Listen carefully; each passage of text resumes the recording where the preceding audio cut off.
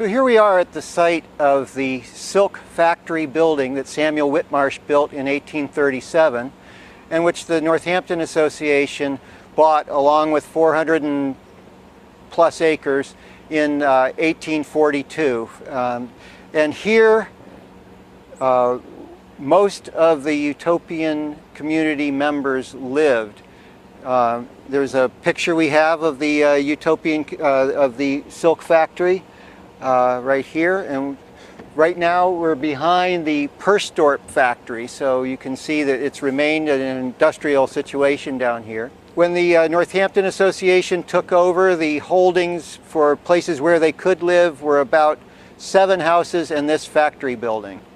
So they were, and one other boarding house farther down the river. So they used all the space they had, and one of the problems, ongoing problems of the association was where everybody was going to live. Sojourner Truth lived in this building.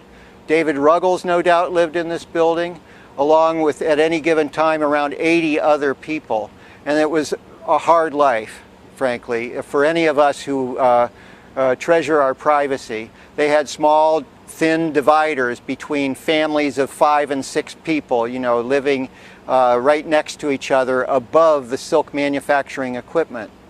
So you can imagine that as the Depression ended and life on the outside of the Utopian community got better, it began to look better as an option than living in this factory.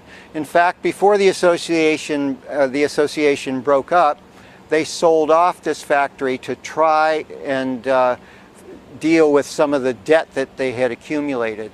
So in 1845, they arranged to sell this building to a consortium of local abolitionist industrialists, Samuel Williston, J.P. Williston, the Hayden brothers from Haydenville, and a couple others took over the manufacturing facility and turned it into a cotton manufacturing facility.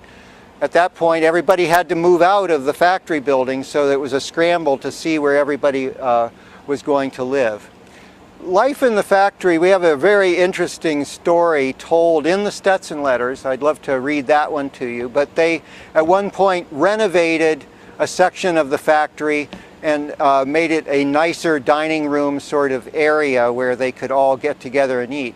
Whether you lived in the community, in the factory building or not, you could come here and eat, even if you were living in one of the outlying houses. Oftentimes they'd come and eat in the factory building dining room. Sojourner Truth was known to be the head of the laundry department. They broke the community up into as many as 10, 15 different kinds of departments. And early on you see them generating these new departments. She was head of the laundry department, which was in the basement of the factory building. And so they lived upstairs, manufactured silk, and ate upstairs, manufactured silk in the first floor, and in the basement they would have other kinds of facilities there. One of the most attractive features for many of us, children of the 60s such as myself, was the whole communitarian aspect of the Northampton Association. The idea that you would be able to have a full say in what went on in the community, and if down the road, because they weren't very profitable in the beginning, it became profitable, you would have a full share in the profits of the community. That the community would band together and provide for your room and board. You didn't have to think about certain things. Like people on the outside. This was actually very attractive to Dolly Stetson, who had to run a house with kids, worry about household budgets, worrying about the laundry, worrying about cooking. She found it a relief when she moved here in 1844, I believe, or 45. Shortly after they came here, they were living in a house, and then she came and lived in the factory boarding house and wrote about the idea. She kind of kicked back and said, wow, I don't have to put the food on the table today. So that was attractive to some people. For others, the intrusion on privacy, and I'm afraid they were in the majority, was seen as a detriment, not as a positive thing. But many of us that lived in communal households in the 60s and 70s went through very similar experiences to what these people went through. The idea of the work wheel and all of the responsibilities of people that, and this was a big factor, did more or less for the community. It was quite apparent. And they had something called mutual criticism at the community.